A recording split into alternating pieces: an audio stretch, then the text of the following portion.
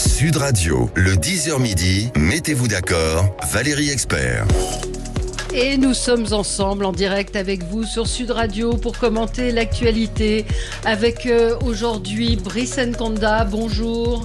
Merci d'être avec nous ce matin. Vous êtes chef d'entreprise, vous êtes coordinateur du collectif Les Voix des quartiers impopulaires. Christine Bouillot, éditorialiste à Sud Radio, correspondante à Toulouse. Alexandre Malafaille, président du think tank Sinopia.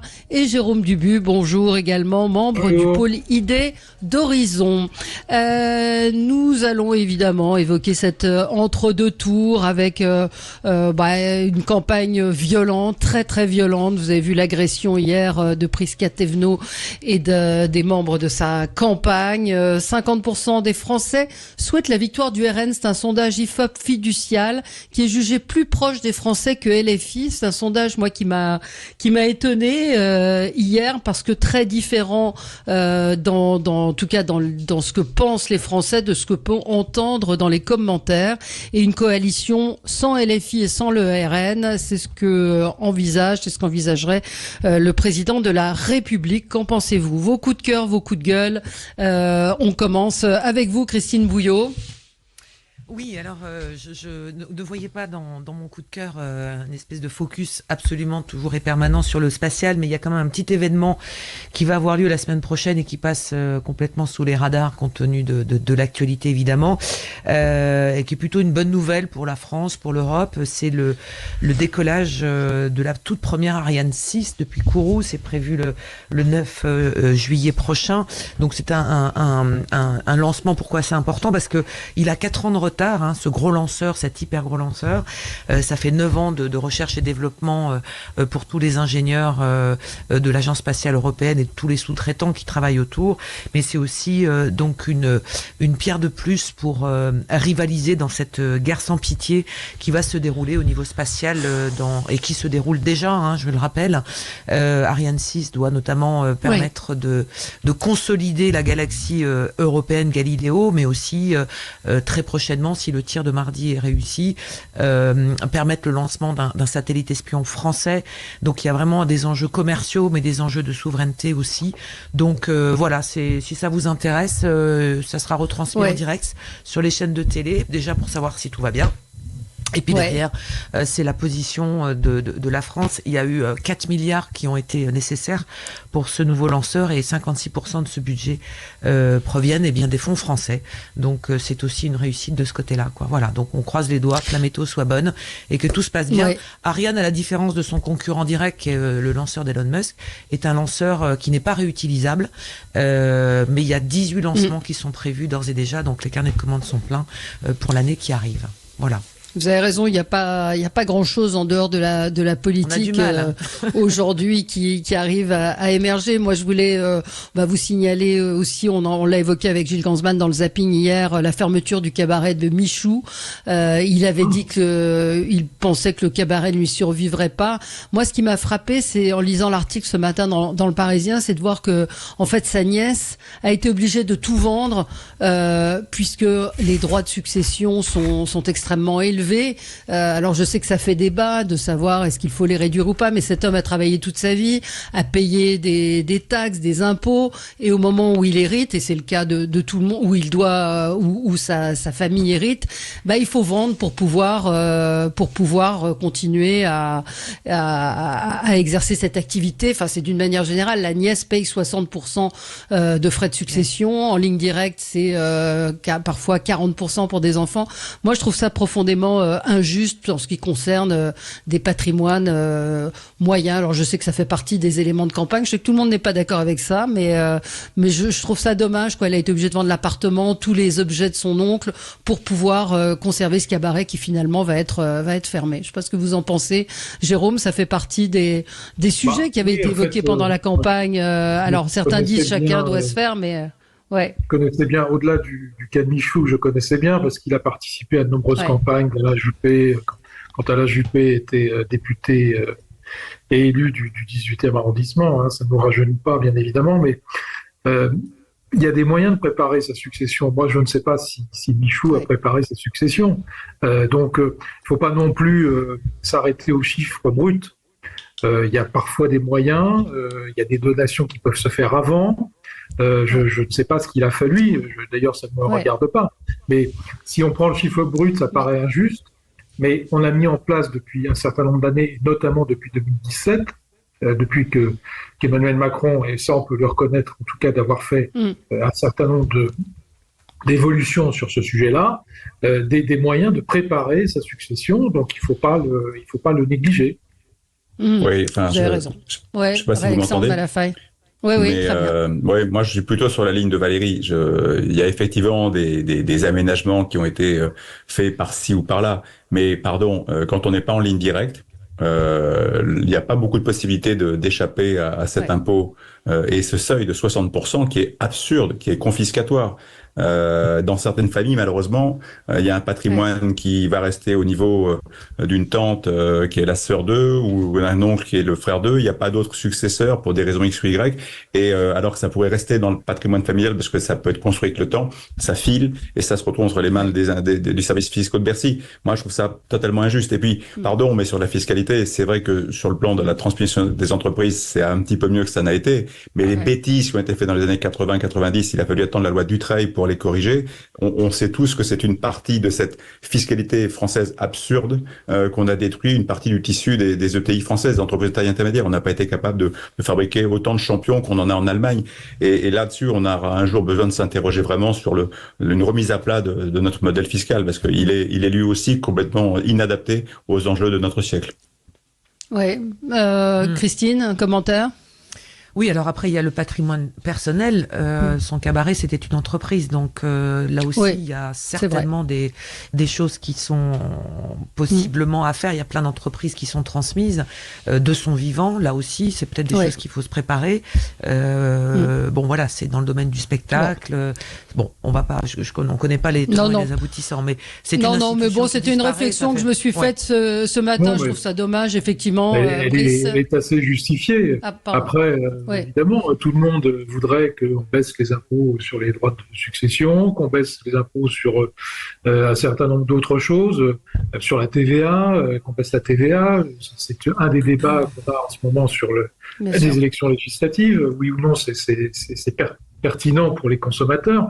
Bon, tout ceci, effectivement, on a une fiscalité qui reste néanmoins relativement confiscatoire pour les entreprises, la CVAE, etc. Bon, par rapport à d'autres pays concurrents comme l'Allemagne, ça c'est clair. Alexandre a raison, mais il y a des choix à faire. Voilà. Et moi, j'en ai assez qu'on nous dise constamment, il faut baisser les impôts, mais on ne baisse pas les dépenses. Oui, mais pardon. Il y a un moment, il faut commencer par baisser les dépenses. On paye des impôts, on va pas refaire le débat. Alors attendez, je voulais que Brice dise un mot sur... Juste un commentaire amusé pour répondre à ça. Si on faisait encore un très bon usage de tous ces impôts et de toutes ces taxes, on pourrait effectivement en débattre mieux, quoi. Brice ? Ouais, non, vous m'entendez bien ? Oui, on vous entend. Ouais, non, je suis assez d'accord avec ce qui a été dit. C'est-à-dire que là, on parle d'héritage qui sont le fruit du travail. C'est une construction qui est léguée de père en fils, ou en tout cas d'une génération à l'autre. Et à un moment donné, il faut quand même mettre un plafond pour que ce ne soit pas confiscatoire. Donc, je suis assez sur cette ligne-là également. Bon, on va marquer une pause puisque c'est l'heure du journal et puis on se retrouve après pour parler de cette campagne d'entre-deux tours et de cette situation hallucinante dans laquelle le président de la République a quand même réussi à mettre la France. À tout de suite. Sud Radio. Sud Radio. Parlons vrai. Parlons vrai. Sud Radio. Parlons vrai. Lidl. Sud Radio. Le 10h midi. Mettez-vous d'accord. Valérie Expert.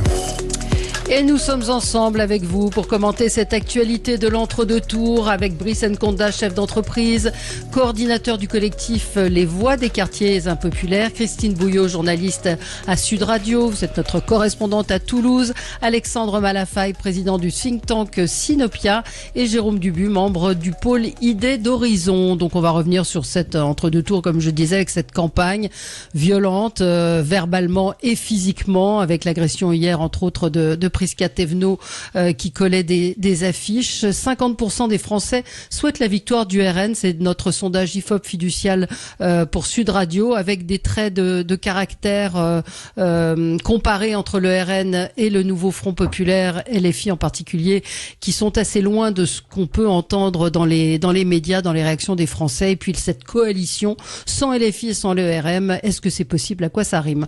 On continue avec vos coups de cœur et vos coups de gueule. Jérôme Dubu, vous avez un coup de gueule, vous, sur l'augmentation des défaillances d'entreprises. Oui, parce que ça devrait être au cœur des discussions que les partis politiques ont en ce moment au niveau des législatives. On n'en parle absolument pas et le chiffre est très inquiétant. On a sur le premier semestre 2024 33 500 défaillances d'entreprises, c'est-à-dire à peu près 20% de plus qu'au premier semestre 2023, ce qui est considérable. Qu'est-ce qu'on entend par défaillances d'entreprises? Alors, c'est des défaillances, c'est pas seulement des liquidations, hein. C'est des mises en redressement. Ça ne veut pas dire que l'entreprise est forcément condamnée. Mais enfin, en général, on sauve relativement peu, malheureusement, bien que les formules d'anticipation permettent d'avoir un taux de sauvetage un peu plus important.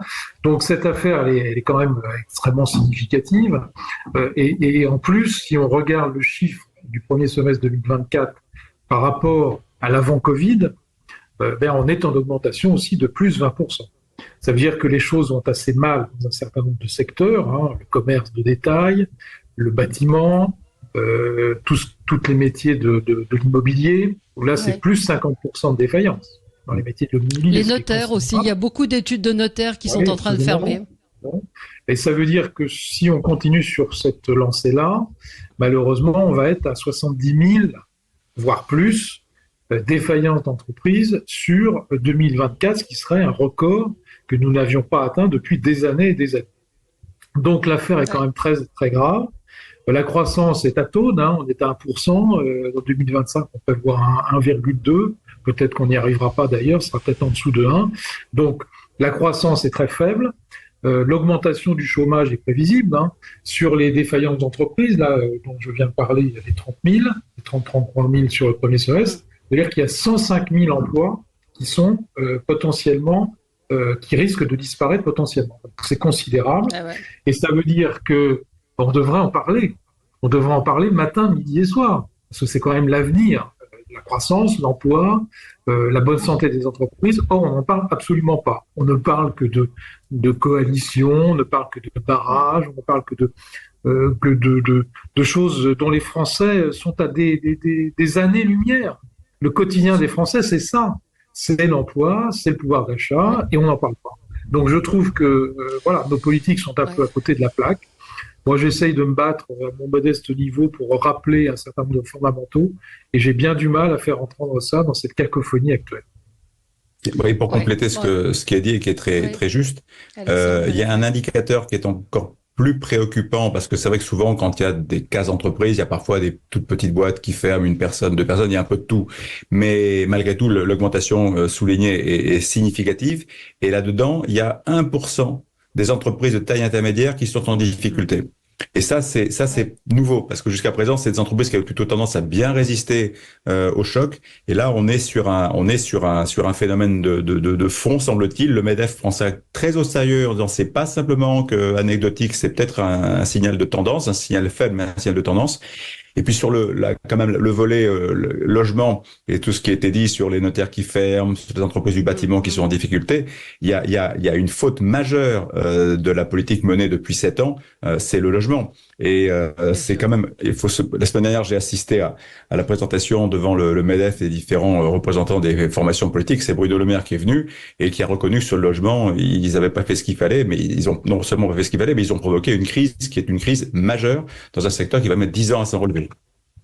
Oui, absolument. Pour compléter ce que disait Alexandre, le METI, donc, qui est le mouvement des entreprises de taille intermédiaire, qui est le MEDEF des entreprises de taille intermédiaire, a fait une enquête récemment qui est sortie en début de semaine, qui dit clairement qu'ils constatent une augmentation de leurs charges, donc l'augmentation de la masse salariale, ça on le sait, l'augmentation des matières premières, une baisse des marges et donc une baisse des investissements qui vont être réalisés dans les années qui viennent.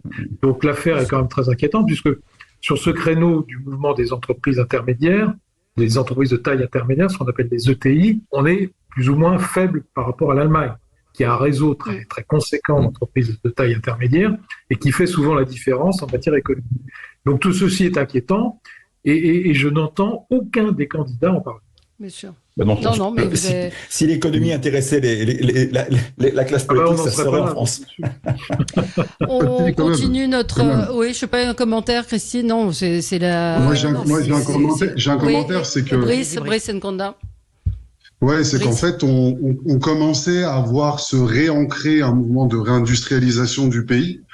Et c'est vrai que c'est dommage d'être confronté à cette crise pour le coup politique, parce que après quelques années de remise en route, on sentait que ça commençait à se remettre en place. Et c'est vrai que dans les chiffres de fermeture d'entreprises, il y a énormément de petites structures. Il y a énormément de petites structures. Et d'ailleurs, c'est des structures qui sont créées, qui maquillent parfois, je pense, un peu les chiffres du chômage artificiellement. Et on se rend compte qu'en fait, c'est des structures, des entreprises qui n'ont pas les reins très solides. Et puis, c'est très difficile d'avoir des contrats auprès des plus grandes ETI ou des PME ou des grandes multinationales, parce que les politiques achats des grandes boîtes, qui sont aussi les principales clientes de ces petites, sont de plus en plus strictes sur les conditions d'accès.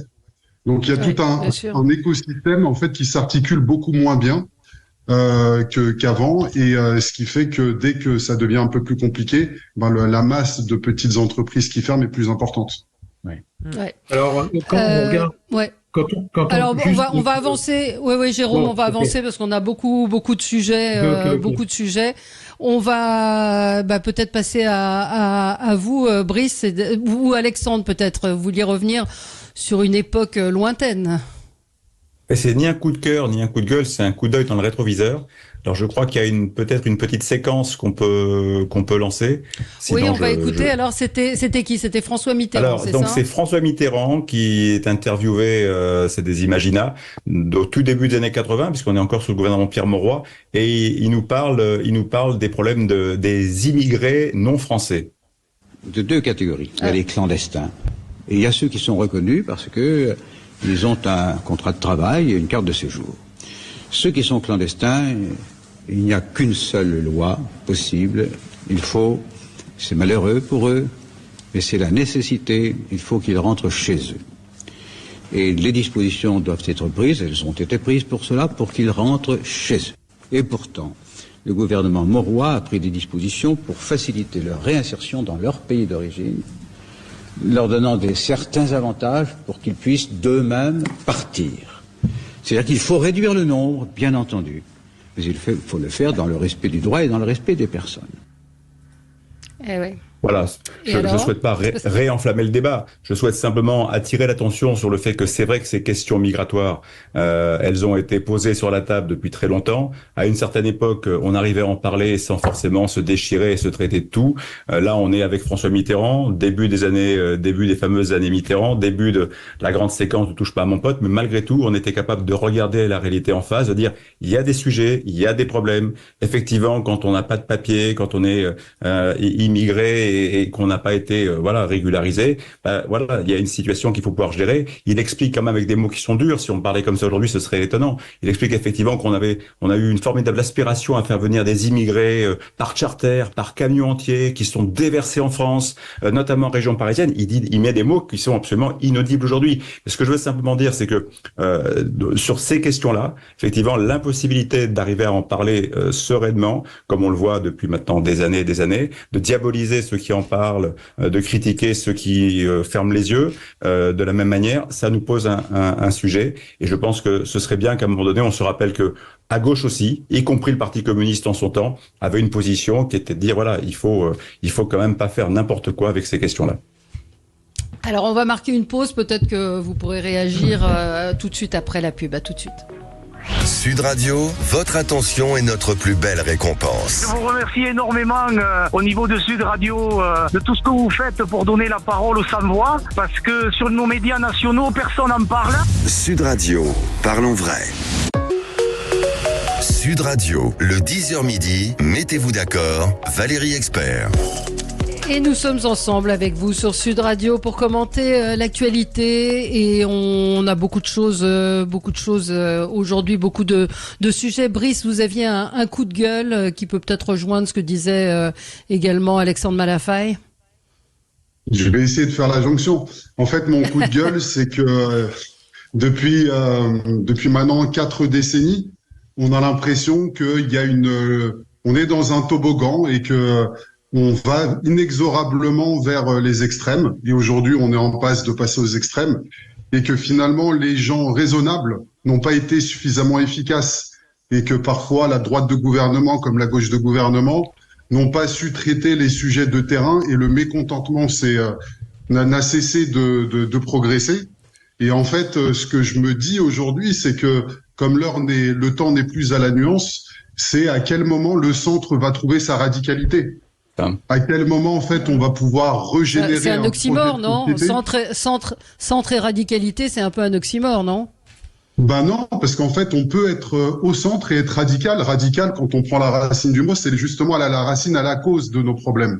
Et il y a vraiment un travail à faire de cette nature, parce que aujourd'hui, on voit pas comment échapper aux extrêmes. À partir du moment où Emmanuel Macron est dévitalisé, quel est le projet alternatif ? Parce qu'aujourd'hui, pour lutter contre les extrêmes, il va falloir un nouveau projet. Dire que sortir et mettre sur la table toutes les réformes du passé, ça ne va pas suffire. Et j'ai envie de dire même que Emmanuel Macron, quand on y regarde bien, il a fait toutes les grandes réformes que la droite rêvait de faire. Donc le sujet qui se pose derrière, c'est quels sont les nouveaux projets, les nouvelles réformes ? Qu'est-ce qu'on peut mettre sur la table de différent ? Parce que on va aller droit vers les extrêmes. Et si c'est pas cette fois-ci, ce sera la fois d'après. Donc, à un moment donné, mon coup de gueule, il est là. C'est à quel moment, en fait, on réintègre dans les partis politiques la partie réflexive, la partie réflexion idéologique. Et je sais que, alors, il y a Jérôme qui fait partie du Polydé d'Horizon. Je pense qu'il y travaille activement. Mais au-delà des mesures, ça fume beaucoup. Oui, mais au-delà des mesures qui s'entendent économiquement, techniquement, quel est l'élan, l'aspiration, quel est le vent de fraîcheur, quelle est la nouveauté qui va être apportée aux habitants. Et c'est vrai qu'on a des gens qui sont capables de produire cette réflexion, mais qu'elle n'est pas aujourd'hui sur le devant de la scène. Et tant qu'elle n'est pas là, parce que je le rappelle, les réformes un peu structurelles dont le pays a constamment besoin, elles sont faites quand on y regarde bien. Donc le sujet, c'est quelle est la nouveauté qui va être apportée. Ouais, alors elles sont pas toutes faites, Jérôme, mais il y en a quand même beaucoup qui sont faites. Il y en a quand même une qui est... Alors, je trouve que c'est très juste ce qui vient d'être dit par Brice. Il y a deux bémols. D'abord, la réforme majeure qui n'a pas été faite, c'est la réforme de l'État. Alors quand je dis réforme de l'État, c'est réorganisation de l'État, baisse des dépenses publiques, réorganisation territoriale. Ça, on n'y a pas touché, il faut le reconnaître, en 7 ans. D'ailleurs, les prédécesseurs n'y avaient pas touché non plus, puisque quand on fait une réforme territoriale, on ajoute une strate. Confère ce qui s'est passé avec la métropole du Grand Paris en Île-de-France. Plutôt que de simplifier, on complexifie. Bon, ce qui est un sujet majeur. Deuxièmement, on a devant nous effectivement des défis majeurs qui sont quand même l'équilibre de nos finances publiques. Jérôme, excusez-moi. J'ai peur que... Excusez-moi. En fait, avec ce type de réforme, on ne fera jamais rêver les Français. Oui, d'accord. Mais il y a un moment où il faut le faire. Parce que si on se dit on ne fera pas rêver les Français et donc on ne le dit pas et on ne le fait pas, on ne va pas progresser. Or, il y a à chaque élection présidentielle ou élection législative, on dit c'est la dernière fois qu'on va pouvoir faire ça, etc. On a toujours minuit et moins une, mais là on y est. Et je pense que si, que ce soit le nouveau Front populaire ou le Rassemblement national, l'un et l'autre, à des degrés divers, pour différentes raisons qui ne sont pas les mêmes, nous précipitent vers l'abîme financière. Ça, c'est mon point de vue. Mais, oui, mais tout ça, on vous intellectualisez vachement, je veux dire, où on en est aujourd'hui. On est dans un pays qui est au bord, de la guerre civile. Quand on voit les affrontements, les insultes, que ce soit d'un côté ou de l'autre, on est dans un pays fracturé. Enfin, quand même, le président de la République, nous a foutu dans un merdier. Je suis très très en colère. Je dois vous dire que je suis très très en colère. Mais de se dire, il faudrait peut-être que, je veux dire, aujourd'hui, on est dans une situation absolument catastrophique avec des alliances contre nature, avec des discours que les Français n'entendent pas. Enfin, pardon, ce coup de colère, mais il faudrait penser aux entreprises, machin. Moi, je veux bien. Sauf qu'aujourd'hui, on fait quoi? On est à des gens qui se battent dans la rue, à une femme hier, Prisca Thévenot, et à Virginie Lanlot, sa suppléante, qui se font taper dessus à coups de trottinette. Enfin, je veux dire, on est où? On en est où? Donc, on peut faire tous les beaux discours qu'on veut. Ça fait 7 ans qu'Emmanuel Macron est là. Dans quel état est le pays aujourd'hui? On a une dette, on a des entreprises qui ferment. Qu'est-ce qu'on fait? Enfin, je sais pas, Alexandre Malafaille. Moi, Valérie, je vous suis à 100%. Et ça fait partie des sujets que vous vouliez traiter. La façon dont on a monté les Français les uns contre les autres, dont ils se sont d'ailleurs montés tout seuls aussi, parce que, évidemment, chacun peut avoir, bien sûr, peur de son voisin, peur de l'immigré, peur de ci, peur de ça, etc. Il y a plein, mais il y a aussi une instrumentalisation de toutes ces haines qui ont été poussées à un niveau paroxystique et sur fond de, pour certains, clientélisme politique absolument scandaleux. Ça, c'est vraiment, il y a une lourde responsabilité qui pèse sur la tête d'un certain nombre de dirigeants politiques. Mais c'est vrai que quand le président de la République dit qu'on est aux portes de la guerre civile avec les uns ou avec les autres, enfin, il remet une couche de dinguerie dans le débat. Et je reviens à ce que j'ai dit tout à l'heure. Et pardon, si c'est vrai que c'est des sujets qui sont difficiles à poser, ces sujets qui touchent à l'immigration, mais il y a des vrais sujets, on peut pas en parler. Vous prenez la question de l'aide médicale d'État. Je sais pas si il faut la réformer ou pas. Je sais simplement que on nous dit qu'on n'a plus un rond et qu'elle coûte 1,2 milliard. Je dis simplement que peut-être que sans forcément se critiquer les uns les autres et se traiter de raciste dès qu'on en parle ou d'irresponsable budgétaire dès qu'on en parle, peut-être qu'on pourrait réfléchir, voir, se poser la question et peut-être de faire mieux et de trouver d'autres réponses. J'en sais rien parce qu'à un moment donné, si la France continue sur cette tendance, un jour on va nous mettre sous tutelle et puis on nous dira là maintenant vous pouvez plus dépenser l'argent. C'est exactement ce que je viens de dire. C'est quand même. Alors moi je veux bien qu'on intellectualise tout, qu'on dise c'est compliqué, etc. D'ailleurs, la société est compliquée. C'est pour ça que la simplifier, c'est une erreur. On a bien vu que les populistes, ça marchait pas. Enfin, Boris Johnson a complètement échoué. Il a été vidé par ses propres troupes. Donald Trump a été battu. Les gens qui simplifient il en passe d'être réélu. Vous voyez l'histoire comme vous voulez. Mélanie, elle se. Vous pouvez dire ce que vous voulez. Mais Donald Trump, il est en passe d'être réélu. Qu'est-ce que vous racontez? Je suis désolé. Voilà.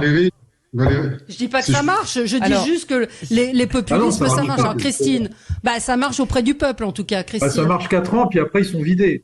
Si vous voulez, ça marche pas. Vous pensez, Christine? Alors ça, je sais pas. Ce que je peux vous dire, c'est que le sentiment qu'éprouve Valérie pour avoir sillonné depuis 3 semaines de Tulle à Montrégeau, à l'Aude, à l'Hérault, à Perpignan, etc. C'est véritablement, il y a plusieurs et tout le monde l'a analysé. C'est vraiment le vote de la colère. Alors, la colère contre plein de choses, mais qui date pas d'hier. Depuis, c'est assez accéléré avec la crise des gilets jaunes et on n'a pas su y répondre. Alors, la difficulté, moi je trouve aujourd'hui, pour nous tous, et à commencer par le personnel politique, pour les croiser, pour les rencontrer, c'est que y en a qui... c'est d'offrir de l'espoir, ce que vous disiez, Brice, mais tout en expliquant quand même que la pente va être très raide. Je rappelle, plus de degrés, ça va aussi changer beaucoup de choses. C'est pas parce que vous allez voter pour un camp ou pour un autre que je prenais l'exemple d'un éleveur de montagne qui me dit c'est pas parce qu'on va voter d'un côté ou d'un autre qu'on va avoir des étés doux et ça va changer quelque chose dans nos vies tout de suite. Donc il va y avoir des conséquences. Donc là aujourd'hui il y a un vote de colère et la question c'est comment on y répond. Et c'est en 3 semaines d'élection, c'est impossible. On est tous en état et les électeurs en particulier dans un état de sidération. Et donc il y a colère, sidération et peur. Moi, c'est la première campagne électorale où je vois des gens effrayés par ce qui arrive et ce qui va arriver demain. Donc, si vous voulez, tout ça n'augure rien de bon pour arriver à trouver un terrain calme, rassurant, pour pouvoir porter le pays et aller de l'avant. Donc on est dans un grand saut vers l'inconnu. c'est quelque chose de vertigineux. Donc là aujourd'hui, bien malin, l'enquête IFOP dit tout le monde, 50% des gens souhaitent la victoire de Jordan Bardella. On peut dire aussi que 50% ne la souhaitent pas. Donc c'est du 50-50, mais vous n'avez pas droit à un appel à un ami, quoi. Hein. Donc là, on est dans une situation tellement clivée que ça va être difficile. Enfin, on s'augure des mois quand même extrêmement complexes.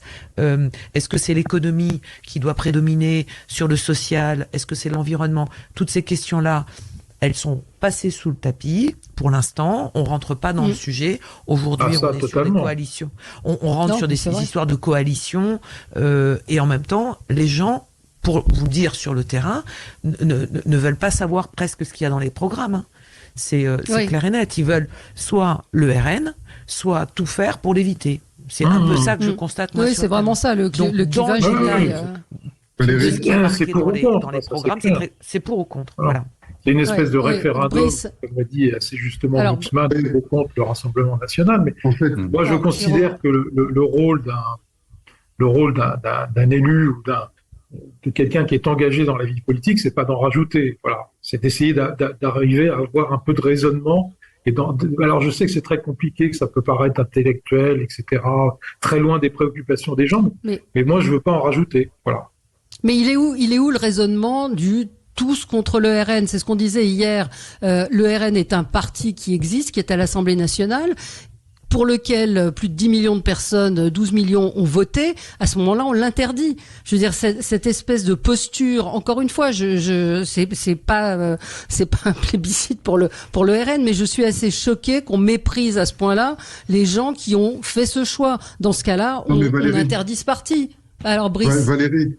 Ouais, moi je trouve que votre coup de gueule il est totalement légitime, mais il faut aussi le dire, parmi le personnel politique, il y a beaucoup d'hypocrisie. C'est-à-dire qu'il y a des gens qui ont sombré dans l'idéologie au détriment du fait de régler les problèmes. Moi je vous donne un exemple tout bête. Je viens de Gennevilliers, mais dans beaucoup de villes de banlieue c'est la même chose. En fait, on a des gens par idéologie qui sont contre la police municipale, la police de proximité. Donc ça crée des situations de danger. Et donc, les gens, au bout d'un moment, en ont ras-le-bol et se disent, je vais voter RN. Mais c'est de la faute des gens qui n'ont pas mis le service public adéquat. Et après, les gens de gauche se présentent comme les défenseurs contre le RN alors qu'ils ont occasionné cette situation. Donc, c'est là où on comprend aussi qu'un extrême parle à l'autre. Et quand je vous dis qu'on sombre trop dans l'idéologie, c'est que le rôle d'un élu, il est là pour mettre en place un écosystème qui favorise l'éclosion des potentialités, des talents. Et ça peut se faire qu'avec des gens qui sont capables de manier un peu la complexité. Et donc, on en est là aussi parce que les gens raisonnables n'ont pas été suffisamment efficaces. Et aujourd'hui, c'est un vrai bordel. C'est vrai que c'est un bordel et que les gens n'en peuvent plus. Mais tous les gens qui votent RN ne sont pas des racistes patentés. Et je voudrais juste ajouter, pour compléter ce que vous dites avec beaucoup de justesse, c'est que, pardon, on est quand même le pays, il y en a d'autres qui ont dû le faire, mais qui à un moment donné trouvaient que c'était pertinent de faire des CV anonymisés. C'est-à-dire qu'on présente sa candidature et on met pas son nom et son prénom dessus pour avoir une chance de passer le premier barrage de l'entretien d'embauche. Voilà, et pas son adresse. Donc pardon, mais si on fait ça, est-ce que ça veut dire que globalement tous les DRH, tous les chefs d'entreprise, tous les services RH de France et de Navarre sont peuplés de racistes? Non, mais ça existe, Alexandre. Non, mais ça veut dire quoi, ce que je veux dire? Ce que je veux dire, c'est qu'il y a un fond de racisme dans ce pays et qui n'est pas que le fait des gens qui sont au Rassemblement national et que malheureusement il faut travailler là-dessus. Ça va être très difficile, ce sera très long parce qu'il y a beaucoup d'erreurs commises d'un côté comme de l'autre. On n'a pas fait ce qu'il fallait pour favoriser l'intégration et de l'autre côté, beaucoup de gens n'ont pas fait ce qu'il fallait pour être intégrés et puis il y a plein de raisons. Enfin, tout ça est très profond. Mais c'est vrai que la société française, il y a un petit fond raciste. Il faut le dire les choses comme elles sont. Et donc, c'est vrai qu'à un moment donné, stigmatiser que les uns et dire que les autres, c'est des petits anges, je pense que c'est une faute politique grave. Non, mais moi, pour répondre Alors, on va marquer une pause. Vous allez lui répondre tout de suite après la pub. On doit marquer une petite pause. À tout de suite. Sud Radio, le 10h midi, mettez-vous d'accord, Valérie Expert. Sud Radio, le 10h midi, mettez-vous d'accord, Valérie Expert. Alors, on va tenter toujours de se mettre d'accord avec vous. Jérôme Dubu, vous vouliez réagir à ce que nous disions précédemment. Vous disiez, Valérie, en disant effectivement, si le Rassemblement national est anti-républicain, il faut l'interdire. Tout à fait d'accord. Et d'ailleurs, le fait de dire sont des racistes, des fachos, etc., ça marche plus, visiblement, puisqu'à chaque fois, il faut plus de voix. Donc, c'est pas là-dessus qu'il faut débattre. Moi, j'ai vu, comme Alexandre, j'ai vu Jordan Bardella et Eric Ciotti devant les chefs d'entreprise. Bon, et c'était à pleurer, excusez-moi, c'était à pleurer. On voit bien que, un, ils ne sont pas prêts, que deux, la faiblesse de leurs mesures ne sont pas chiffrées, et que 3, ça n'aura aucun impact sur l'amélioration de l'économie française. Bon, c'est quand même ça qu'il faut dire aux gens. Alors vous me direz, c'est trop intellectuel, etc. Et le NFP et le NFP. Ah mais c'était encore pire. C'était encore pire. Donc on fait quoi? L'un c'était totalement pas chiffré et totalement inutile en matière de mesures, de mesurettes, parce qu'il y avait quasiment rien. Bon, on voit qu'ils sont pas prêts. Et les autres, c'était un matraquage fiscal. Est-ce que ce que vous dites est audible, Christine, vous qui sillonnez la France, vous dites les gens s'en foutent des programmes, ils n'en sont pas là. Aujourd'hui, non, ils en sont pas au détail au niveau des entreprises, des TPE, des PME. On le voit bien. Enfin, je veux dire aujourd'hui, la question pour la société, c'est comment va-t-on vivre les uns avec les autres à partir du 8 juillet. C'est un peu ça que l'on entend sur le terrain. Il y en a qui ont des certitudes et qui ne veulent pas en démordre et qui sont persuadés qu'il y a toute une forme de danger qui est imminent avec un résultat que l'on connaît. Donc ça, c'est et ils ont parfaitement le droit de le penser. Et de l'autre côté, vous avez tout un pan on va dire enfin sur les extrêmes en gros. Il y a des certitudes. Au milieu, c'est un petit peu plus difficile. Je prends large. Mais dans le débat qu'on a aujourd'hui sur presque comment on en arrive là et comment on en sort, on oublie un élément d'analyse. Moi, je pense qu'on oublie la puissance des réseaux sociaux aujourd'hui et de ce que ça a provoqué dans la société. Vraiment, c'est quelque chose... je vous invite à lire, si vous avez l'occasion, dans Midi Libre, je fais de la pub pour nos confrères de la PQR qui font un boulot de dingue aujourd'hui pour aller au contact justement de cette France, alors elle est même plus périphérique, parce qu'aujourd'hui c'est tout à fait différent. Et il y a dans Midi Libre un économiste qui a étudié en fait, de 2011 à aujourd'hui, 160 000 comptes Twitter pour voir un peu comment tout ça est monté en épingle. Et en fait, il y a eu une accélération de tous les mouvements de colère à l'issue de l'épisode des Gilets jaunes. Et aujourd'hui, cette bataille, elle se fait là. Et moi, je suis assez sidérée parce qu'on sait tous, nous, on est quand même relativement conscients, on connaît la mécanique, on connaît un peu comment ça fonctionne, que tout ça, c'est pour réparer tout ce qui a été éventuellement cassé, je mets ça entre guillemets, combien c'est complexe, le lien entre le politique et le citoyen est particulièrement distendu, alors qu'il y a des élus locaux qui sont au contact des gens au quotidien, dans les ruralités, qui tentent de faire des choses, y compris quand ils sont pas du même bord. Il suffit de discuter avec les présidents des associations des maires de France, ils travaillent avec des gens de gauche, des gens de droite, ils ont des idées différentes, mais ils essayent de faire avancer des dossiers, donc ils y arrivent. Mais pour le citoyen, abreuvé par, on va dire, un flot d'informations qui arrivent, qui ne sont ni vérifiées, qui les confortent dans une idée qui est la leur, et bien finalement, il y a une forme de rejet que personne ne peut rien pour eux. Donc, si vous voulez, on est dans une situation extrêmement complexe. Et alors, si en plus vous rajoutez, pardonnez-moi, mais l'effet grossissant et loupe de l'écosystème parisien, c'est-à-dire des stars de la politique qui sont montées en épingle sur certains sujets, en bas, les gens n'y comprennent plus rien et donc ils se détournent et ne comprennent plus quel est le sens réel d'un bulletin de vote, pardonnez-moi j'en perds ma voix, d'un bulletin de vote pour des municipales, pour des législatives. Là, la seule certitude qu'on a, c'est qu'il y a un maximum de gens qui ont voulu exprimer leur vote, exprimer leur mécontentement, d'une manière ou d'une autre. Et ça, maintenant, on en sort comment ? Je ne vois pas d'hommes ou de femmes providentielles, pardonnez-moi, mais c'est compliqué. Non, alors ça nous amène peut-être sur le sujet de ce gouvernement de coalition. Qu'est-ce que les Français vont comprendre, ceux qui ont voté Nouveau Front Populaire ou Rassemblement National, qui seront les deux groupes qui auront le plus de députés à l'Assemblée, quand on va leur annoncer qu'on va faire un gouvernement de coalition. Alexandre ? En fait, c'est... Et sans LFI et sans le RN, sans LFI et sans le RN. Non, mais ça ne tient pas longtemps. Ce qu'il va falloir faire dimanche soir, c'est regarder concrètement combien il y a de députés pour le RN avec ses alliés. Voilà, et le cas échéant, s'ils n'ont pas de majorité absolue, même relative, combien il y a de députés chez LFI. Et si LFI plus RN et Ciotiste, ça fait plus de 289, je ne vois pas comment, effectivement, l'autre camp va arriver, ceux qui vont se retrouver depuis les communistes jusqu'aux républicains, sur quelle base parlementaire ils vont se retrouver pour pouvoir faire quelque chose. Alors ils peuvent faire de la technique, mais je dirais à la moindre incartade, il y aura une motion de censure et elle passera. Donc on est dans une espèce d'impasse. La seule option, ce serait que le RN ait finalement à peine 200 sièges et que LFI n'ait pas plus de 60 ou 80 sièges. Et auquel cas, il peut y avoir un bout d'accord possible, enfin un bout de coalition possible depuis les communistes jusqu'au LR. Mais pardon, comment ils vont s'entendre? Et puis, on a entendu effectivement Emmanuel Macron dire qu'il voulait une coalition, mais sans LFI. Et là, toute la gauche a réagi en disant pas question. Donc, je ne sais pas dans quoi on nous a enfermés en termes de schéma et d'issues et d'hypothèses. En tout cas, ça confirme que de toute façon, s'il y avait un sacrifice à faire pour la gauche, il fallait le faire il y a 3 semaines. C'est ce qu'avaient proposé des gens comme Bernard Cazeneuve pour dire il y a un moment donné, il faut trancher le nœud gordien et il faudra se débarrasser de la partie la plus insupportable des insoumis et puis que les autres qui sont éventuellement socialo, gaucho compatibles rejoignent une mouvance un peu d'alternance par la gauche, social-démocrate et écolo, etc.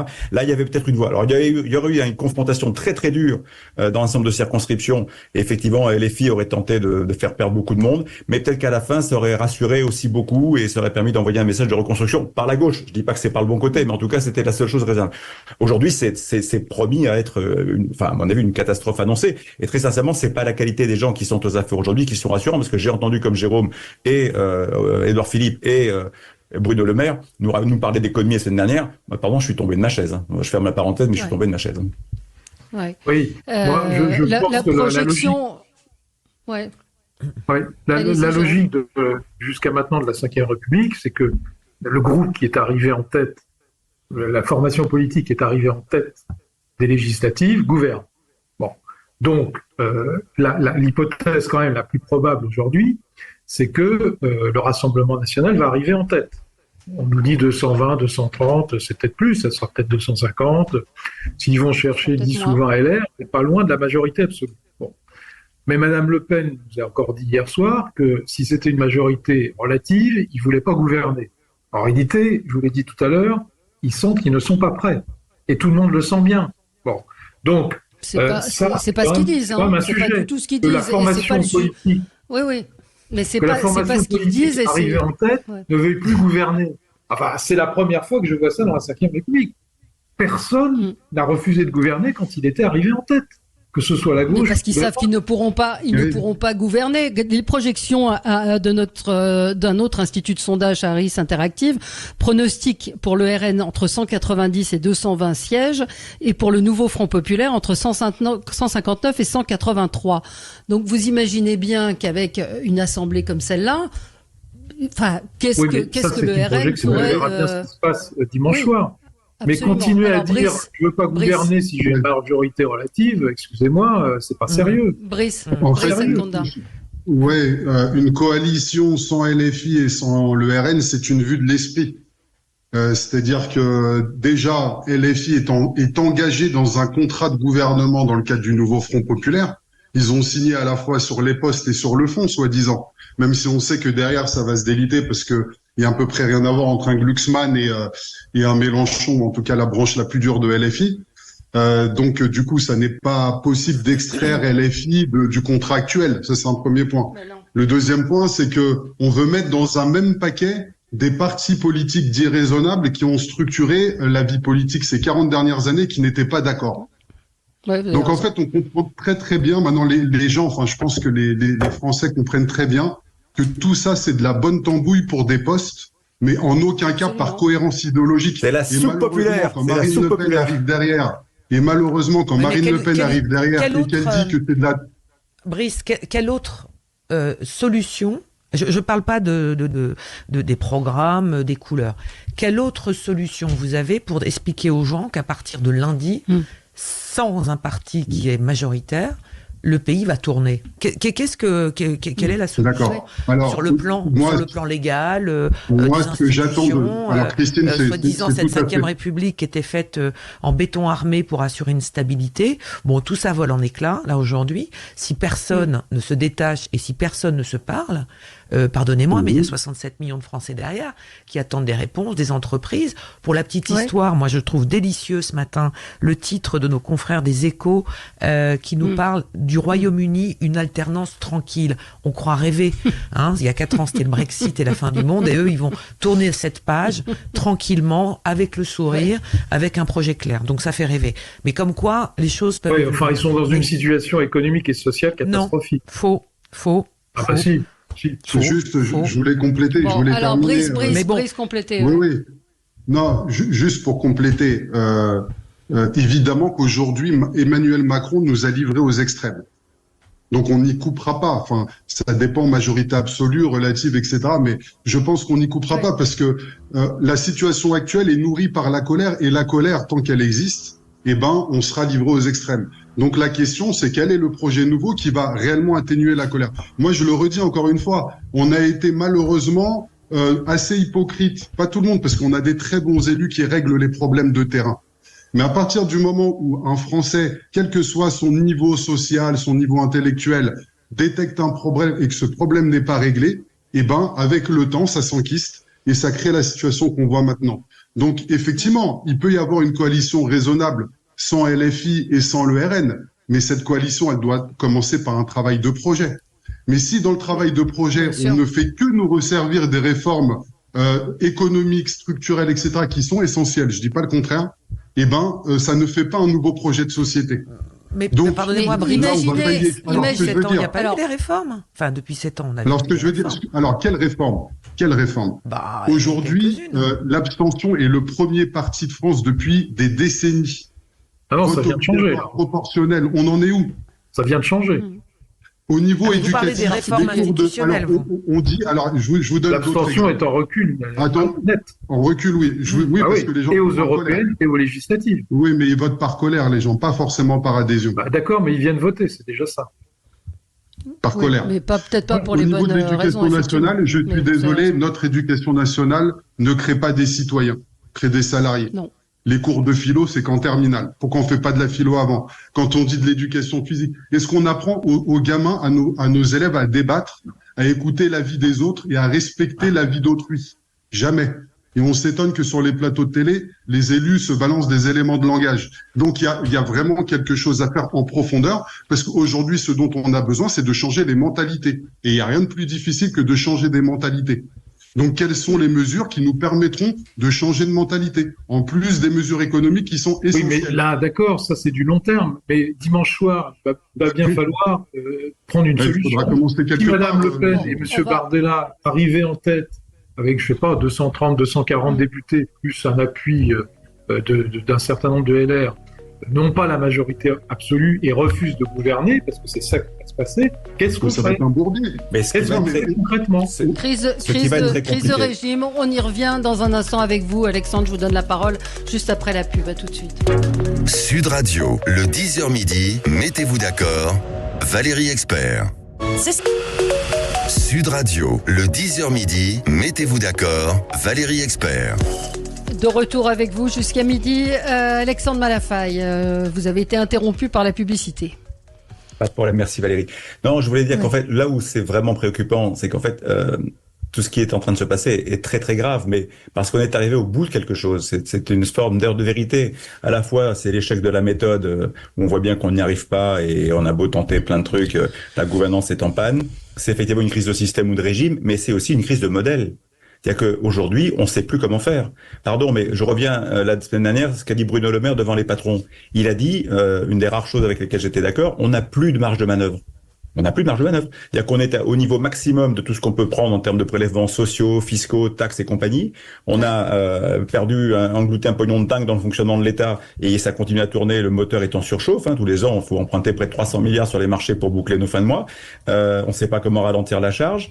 Et on va faire quoi ? On va faire quoi pour répondre à toutes les attentes de l'hôpital, la loi de programmation militaire. Tous ceux qui sont un peu dans la technique du dossier savent que elle ne sera pas respectée. On a fait une loi de programmation militaire scélérate dans les écoles, dans les tribunaux, dans la fonction publique, dans les travaux, dans l'entretien des bâtiments d'État, etc.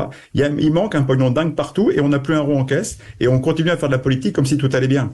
Mais je veux dire, alors ce sera pas très facile de promettre du sang et des larmes parce qu'on sait pas dans quoi et pourquoi on s'engage, mais il va falloir retrouver, en tout cas dans les éléments de langage des prochains dirigeants, un peu de sobriété, un peu de capacité à expliquer, et puis de trouver un chemin, et c'est ça qui sera compliqué, pour arriver à faire en sorte qu'on puisse fabriquer un destin commun dans une situation où nos marges, effectivement, sont nulles. Et je pense qu'on a tellement menti aux gens que tous ces discours de raison sont inaudibles, et on voit bien le discours de la raison d'Emmanuel Macron, il est inaudible, et je suis absolument incapable aujourd'hui de vous dire comment on va faire pour arriver à éviter que, de toute façon, quoi qu'il arrive, à la fin, ce sera l'un des extrêmes qui va gagner. Parce que les gens sont tellement exaspérés par l'inaction et ça va se voir, qu'en 2027, si c'est pas maintenant, vous aurez le RN, vous aurez autre chose. La tendance est pratiquement impossible à arrêter.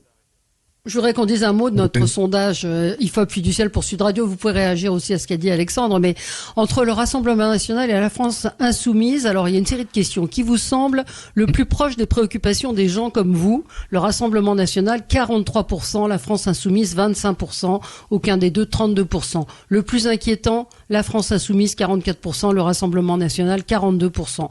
Le plus attaché aux valeurs démocratiques, 40% pour le Rassemblement national, 24% pour la France insoumise.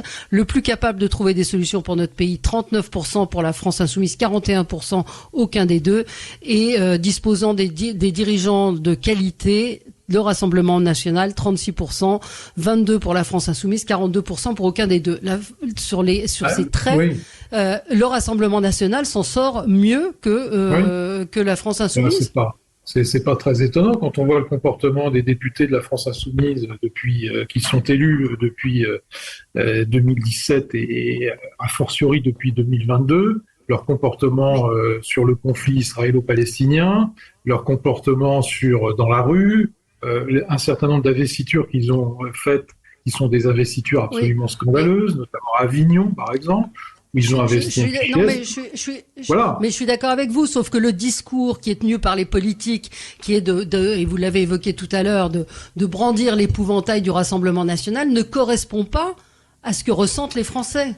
Mais je suis d'accord avec vous, et c'est la raison pour laquelle, j'en termine 30 secondes, c'est la raison pour laquelle moi je suis pour le fait, je vais me faire critiquer, mais tant pis, je le dis quand même, je suis pour le fait qu'il y a une majorité RN relative dimanche soir, que Madame Le Pen et M. Bardella acceptent de gouverner, avec qui je n'en sais rien, c'est leur problème, et puis qu'on les voit au pied du mur.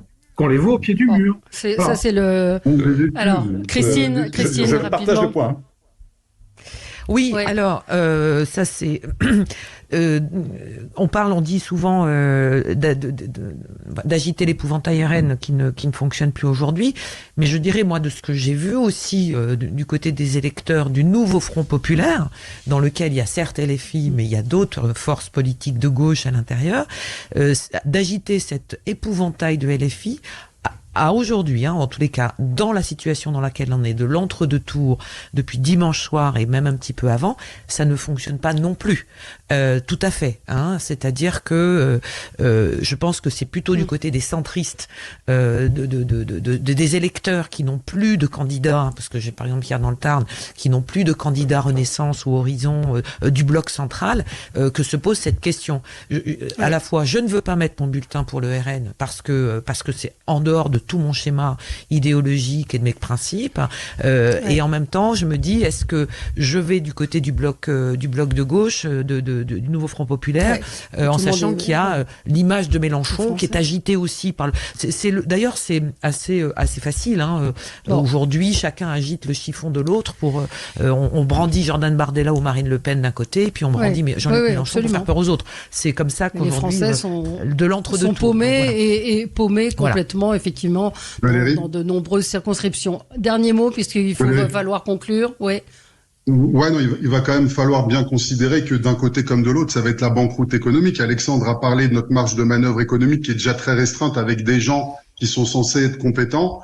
Avec toutes les mesures sociales qu'on ajoute alors qu'on n'a plus les moyens de les financer, ça va être très très délicat. Donc il y a vraiment un sujet que ça va aller de mal en pis. On voit mal comment faire effectivement marche arrière, mais il va falloir faire marche arrière avec des gens issus du centre, soit centre gauche ou centre droit, mais des gens raisonnables. Merci à tous les quatre. Tout de suite André Berkoff et on se retrouve demain. Bonne journée. Sud Radio. Parlons vrai. Sud Radio. Parlons vrai. Sud Radio.